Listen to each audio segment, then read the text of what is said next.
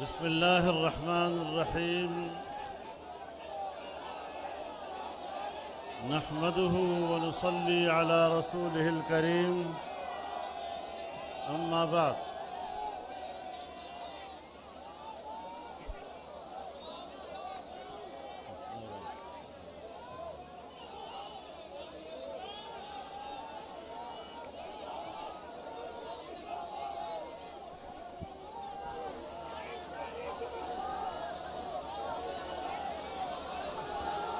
Stage پر موجود عمائدین قوم، قائدین کرام، بزرگان ملت، میرے دوستوں، بھائیوں اور بہنوں،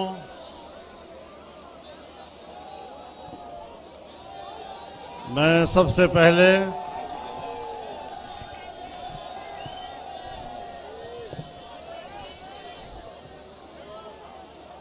گوجرانوالہ میں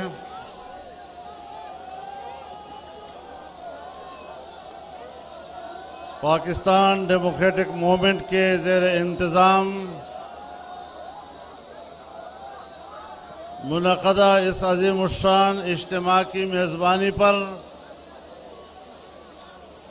پاکستان مسلم لیگ نون کو ان کا شکریہ ادا کرتا ہوں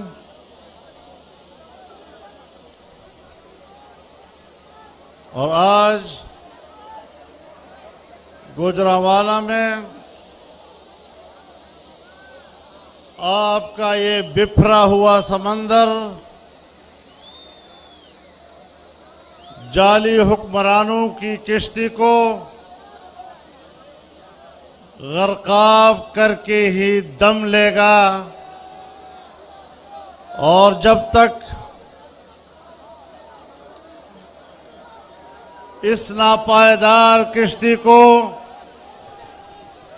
غرقاب نہیں کیا جائے گا، یہ موجزن اور ٹھاٹھے مارتا ہوا سمندر اب تھمے گا نہیں۔ میرے دوستو، گوجرانوالہ پہلوانوں کا شہر ہے۔ پہلوان اب اکھاڑے میں اتر چکے ہیں اور آپ کو پچھاڑنا آتا ہے، پچھڑنا نہیں آتا۔ انشاءاللہ العزیز جعلی حکمران اب ایک ٹمٹماتا ہوا چراغ ہے جس میں دم نہیں رہا ہے، اور اب جمہوریت کی صبح طلوع ہونے والی ہے۔ آپ نے جمہوریت کے خوبصورت چہرے کو جس طرح گردآلود کیا ہے، عوام اپنے خون اور پسینے سے جمہوریت کی خوبصورتی کو ایک بار پھر تابناک کرنے کے لیے نکلی ہے، اور انشاءاللہ العزیز یہ تابناکی آپ آنے والے دنوں میں دیکھیں گے، اور انشاءاللہ ان کا پوچھنے والا بھی کوئی نہیں ہوگا۔ میرے محترم دوستو، جعلی حکمران اپنے انجام کو پہنچنے والے ہیں۔ میں آج کے اس اجتماع کے موقع پر گوجرانوالہ کا شکر گزار ہوں۔ جب پچھلے سال اسی مہینے میں ہم آزادی مارچ لے کر یہاں سے گزر رہے تھے، آپ نے جس طرح ہمارا استقبال کیا تھا، جس طرح آپ نے ہمیں خوش آمدید کہا تھا میں بھول نہیں سکتا، اور آج جو پہلے دن ہم نے علم بغاوت بلند کیا تھا، اس ناجائز اور غیر آئینی حکومت کے خلاف ہم استقامت کے ساتھ کھڑے رہے. ہم نے علم بغاوت کو سرنگوں نہیں ہونے دیا. ہم نے وہ علم بغاوت آج چلتے چلتے آج پاکستان ڈیموکریٹک موومنٹ کی صورت میں پاکستان کی تمام جمہوریت پسند قوتیں ایک پلیٹ فارم پر آج گوجرانوالہ سے تحریک کا آغاز کر رہی ہے. اب تحریک چل پڑی ہے. اب یہاں کے بعد عوام کا سمندر کراچی میں آئے گا، کوئٹہ میں آئے گا، لاہور میں آئے گا، ملتان میں آئے گا، پشاور میں آئے گا، اور انشاءاللہ پھر کہتا ہوں اگر ہمت آپ کے اندر ہوئی انشاءاللہ یہ آنے والا دسمبر نہیں دیکھیں گے.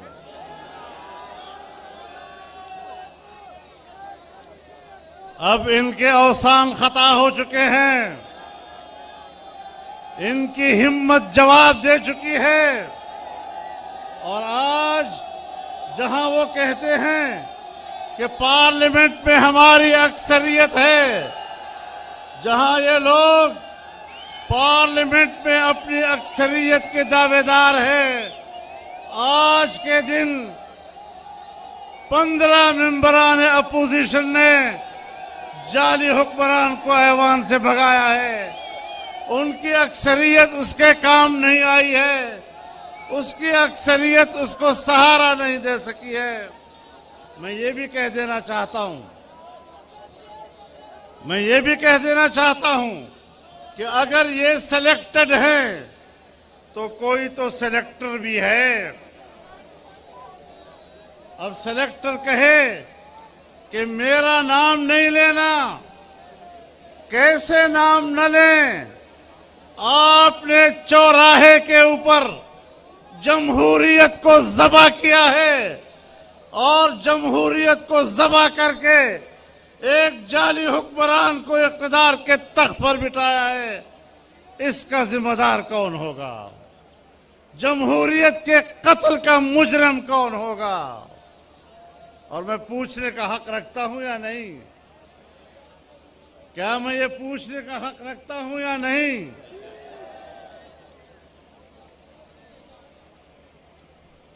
کہ اپنے سلیکٹرز کی کارکردگی پر، اپنے سلیکٹڈ کی کارکردگی پر اس کے سلیکٹرز شرمندہ ہیں یا ابھی بھی اس کی کارکردگی پہ نازاں ہیں؟ ہم کہاں کھڑے ہیں؟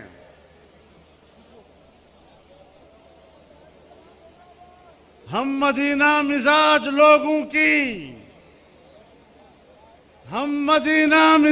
لوگوں کی زندگی کٹ رہی ہے کوفے میں.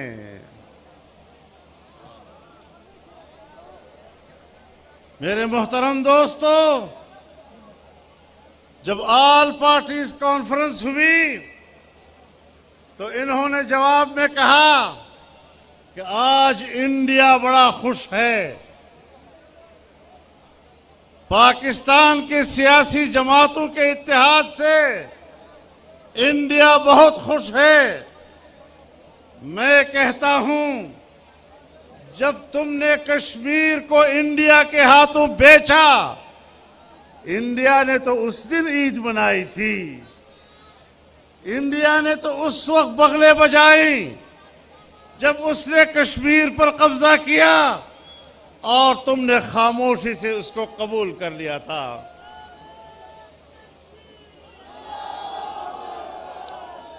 آل پارٹیز کانفرنس کے وقت انڈیا خوشی نہیں منا سکتا. انڈیا نے اس دن خوشی منائی تھی جب پاکستان میں عام انتخابات میں دھاندلی کی گئی تھی، انڈیا نے اس وقت خوشی منائی تھی جب ایک جعلی وزیر اعظم پاکستان کے اقتدار پر مسلط کیا گیا تھا۔ انڈیا نے اس وقت خوشی منائی تھی جب پاکستان میں آئین قتل ہو رہا تھا۔ انڈیا نے اس وقت خوشی منائی تھی جب پاکستان میں جمہوریت کا خون ہو رہا تھا۔ انڈیا نے اس وقت خوشی منائی تھی جب تم نے کشمیریوں کے خون کا سودا کیا تھا۔ آج انڈیا میں ماتم بچھ رہا ہے کہ آج پھر پاکستان میں جمہوریت کی بات کی جا رہی ہے، پاکستان کی آئین کی اعلیٰ قدروں کی بات کی جا رہی ہے، آج پاکستان میں کشمیر کی بات کی جا رہی ہے۔ اور میں کہنا چاہتا ہوں کہ آپ نے گلگت بلتستان کو صوبہ بنانے کی بات کی ہے، آپ جتنے حقوق دیں، گلگت بلتستانی کو ہم پاکستانی سمجھتے ہیں، لیکن اگر ہم نے اس طرح گلگت بلتستان پر قبضہ کیا اور اس کو پاکستان کا 5واں صوبہ بنایا، آپ بتائیں کہ جو کچھ ہندوستان نے کشمیر کے ساتھ کیا ہے، کیا تم اس کا جواز فراہم نہیں کرو گے؟ کیا ہمارا کیا 1949 کی قراردادیں سلامتی کونسل کی بے معنی نہیں ہو جائیں گی؟ کیا ہمارا موقف اور قومی اور ریاستی موقف تحلیل نہیں ہو جائے گا؟ اور کیا ہم نے 49 کی قراردادوں میں جو کشمیر کا نقشہ وہاں جمع کرایا تھا، کیا اس نقشے میں گلگت بلتستان شامل نہیں تھا؟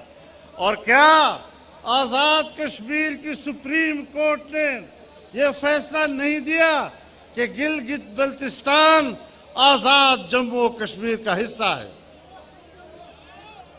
آل جموں و کشمیر کا حصہ قرار دینا یہ سپریم کورٹ کا فیصلہ ہے، آل جموں و کشمیر کا حصہ قرار دینا آپ کے نقشوں کا، آپ کے نقشے اس کی گواہی دے رہے ہیں جب آپ نے خود جمع کرائے تھے۔ آج آپ خطے میں تبدیلی لانا چاہتے ہیں، جغرافیائی تبدیلیاں لانا چاہتے ہیں۔ جغرافیائی تبدیلیاں لانا یہ امریکہ کا ایجنڈا ہو سکتا ہے۔ دنیا میں جغرافیائی تبدیلیاں لانے کے لیے پورے دنیا میں دہشت گردی کے خلاف نام نہاد جنگوں کا آغاز کر کے پوری دنیا میں فوجیں اتارنے، اور وہاں کے حکمران اگر وہ امریکہ بہادر کی بالادستی کو تسلیم نہیں کرتے تو وہاں قتل عام شروع کر دینا، افغانستان کو تہوبالا کر دینا، عراق کو تہوبالا کر دینا، شام کا بیڑا غرق کر دینا، لیبیا کا قتل عام کر دینا۔ آج سعودی عرب پر دباؤ ڈالا جا رہا ہے۔ ان حالات میں آپ خود اندازہ لگائیں کہ پاکستان میں جو کچھ ہو رہا ہے یہ کس کا ایجنڈا ہے؟ آپ کس کے ایجنڈے کی تکمیل کے لیے بات کر رہے ہیں؟ آپ نے 2 سالوں میں اگر بجٹ پیش کیا ہے تو آپ کا بجٹ IMF نے تیار کیا ہے۔ اگر آپ نے کوئی قانون سازی کی ہے تو آپ نے FATF کے دباؤ پر قانون سازی کی ہے۔ بین الاقوامی ادارے آپ کی قانون سازی کرا رہے ہیں، بین الاقوامی ادارے آپ کا بجٹ تیار کر رہے ہیں، اور پھر بھی کہتے ہیں کہ میں بیرونی ایجنڈے کا ایجنٹ نہیں ہوں۔ ہم نے پہلے دن کہا تھا کہ آپ کسی کے ایجنٹ ہیں۔ ہم نے پہلے دن کہا تھا کہ آپ پاکستان کے ایجنڈے پر اقتدار میں نہیں آئے، آپ یا اسرائیل کے ایجنڈے پر اقتدار میں آئے ہیں یا امریکہ کے ایجنڈے پر اقتدار میں آئے ہیں۔ بہرحال آپ پاکستان کے عوام کے نمائندے نہیں، آپ کسی بیرونی قوت کے ایجنٹ ہیں۔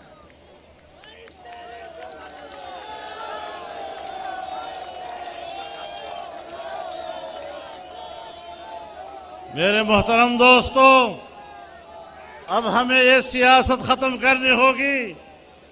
آزادی آزادی ہے۔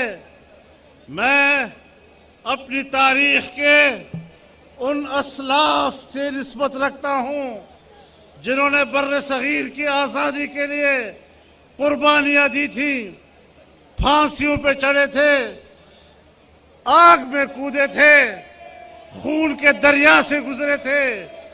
پاکستان کو غلام نہیں بننے دیں گے۔ پاکستان کو آزاد ریاست کے طور پر دیکھنا چاہتے ہیں۔ ہم پاکستان کے اداروں کا احترام کرتے ہیں۔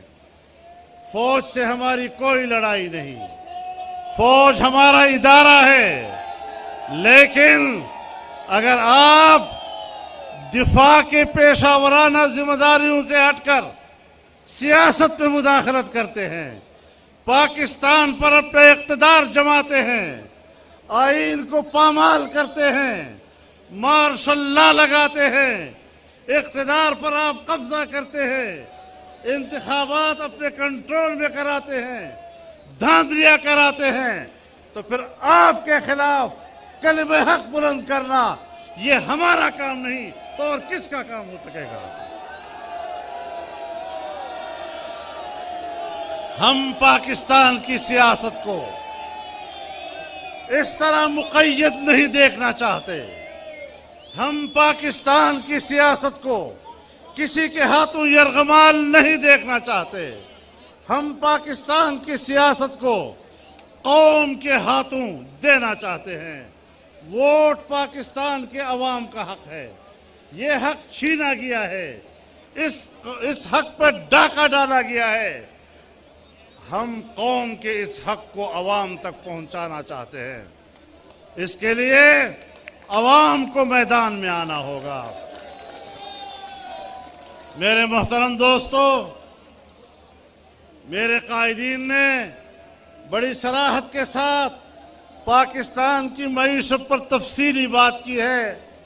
تفصیلی گفتگو کی ضرورت نہیں ہے، لیکن آج آپ اپنی معیشت کی زبونحالی کی انتہا کو پہنچ چکے ہیں، اور جب کسی ملک کی معیشت بیٹھ جاتی ہے پھر وہ کرۂ ارض پر اپنی جغرافیائی بقا کی جنگ لڑتا ہے۔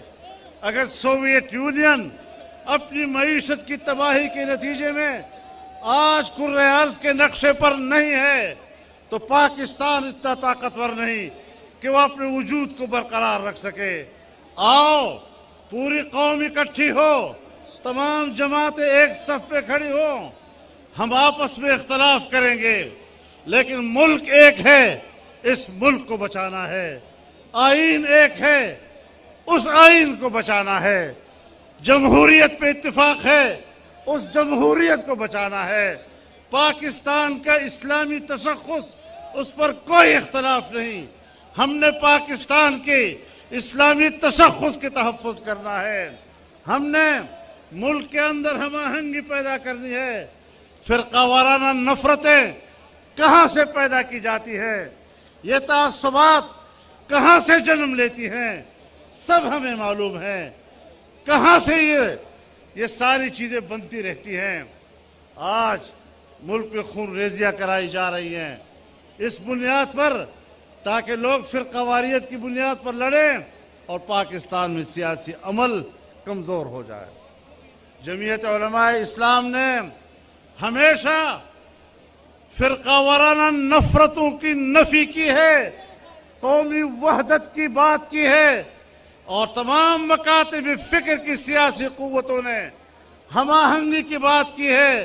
انشاءاللہ ہم اس ملک کو فرقہ واریت کی بھینٹ نہیں چڑھنے دیں گے۔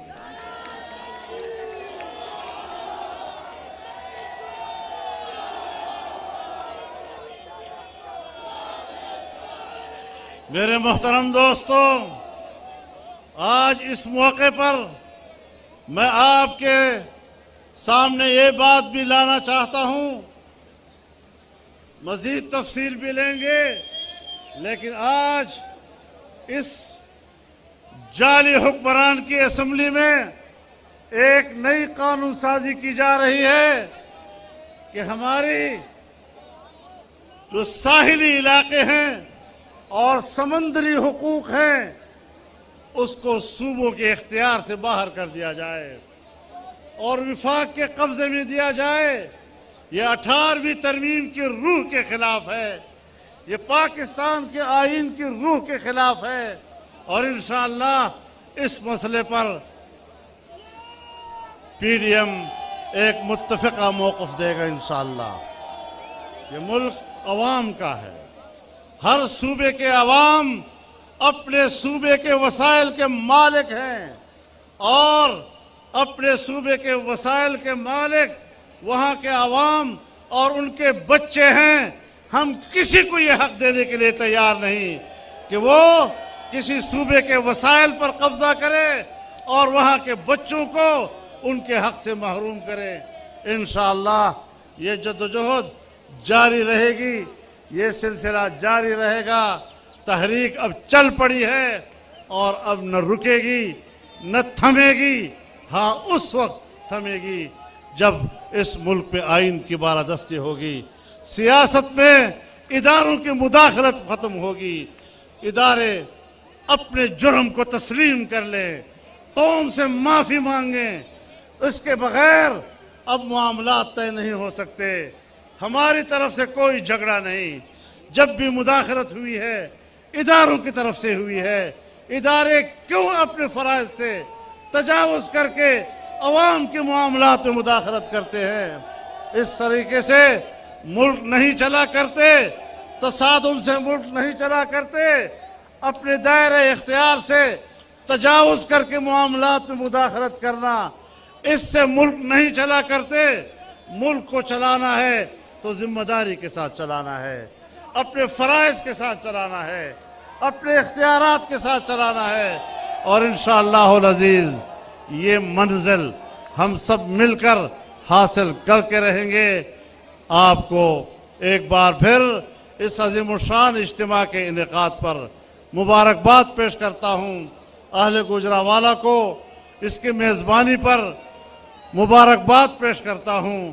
مسلم لیگ نون کو ایک بار پھر مبارکباد پیش کرتا ہوں، اور انشاءاللہ جس سفر کا آغاز کیا ہے اب یہ سفر منزل پہ جا کے ہی دم لے گا۔ اللہ ہمارا حامی و ناصر ہو۔ وآخر دعوانا ان الحمدللہ رب العالمین۔